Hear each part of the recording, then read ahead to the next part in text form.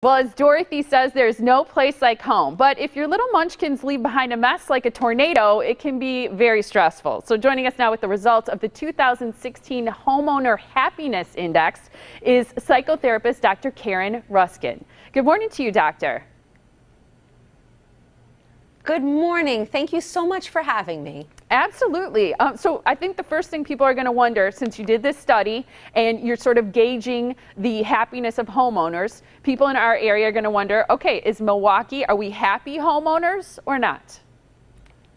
Okay, so although you are scored in the bottom 5 in terms of happy homeowners with a D-, please know that that does not mean that everybody is unhappy. The happiness survey from HomeAdvisor about homeowner happiness is really a relative study, so it doesn't mean you're not happy. It just means you're not as happy, and there are things that can be done about that, and there's reasons why based upon the survey that you can discover, so you know what you can change.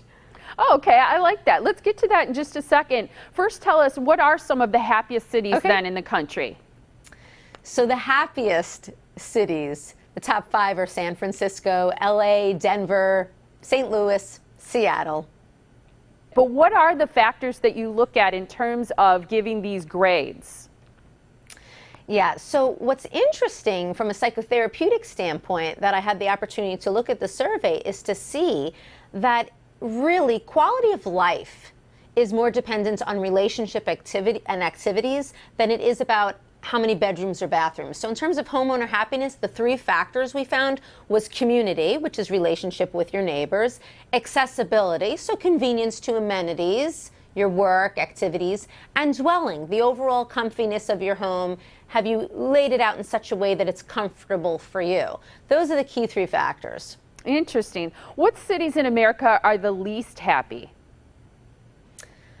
Milwaukee, Indianapolis, Philadelphia, Salt Lake City, and Baltimore. Those are the least happy ones. Interesting. And there are tips. There are things people can do to raise their score. If you think about the 3, community, accessibility, and dwelling, let's control our controllables. If we focus on relationships, relationship building with the people in our home and outside of our home, that can really build up our happiness. If we do activities that we enjoy doing, even though they might be hard to get to, instead of thinking, oh, road rage, I don't want to go, or if it's too far of a drive, heck, all you need is a little space in your house maybe if you enjoy art or you enjoy exercising. Healthy lifestyle, relationship with others, and your dwelling. All are things that can be in your control, even if you're not in the top 5 happiest because you're not in an urban place or the weather's not great or your income is not as high. Interesting. I like that. I think it's good to empower people by thinking, hey, there are some things you can do to raise your satisfaction, your overall happiness. Let's talk to you a little bit about age and life stage, because I'm wondering if there's a huge difference between young versus old people, or maybe the stage in life people are, whether they're married or single.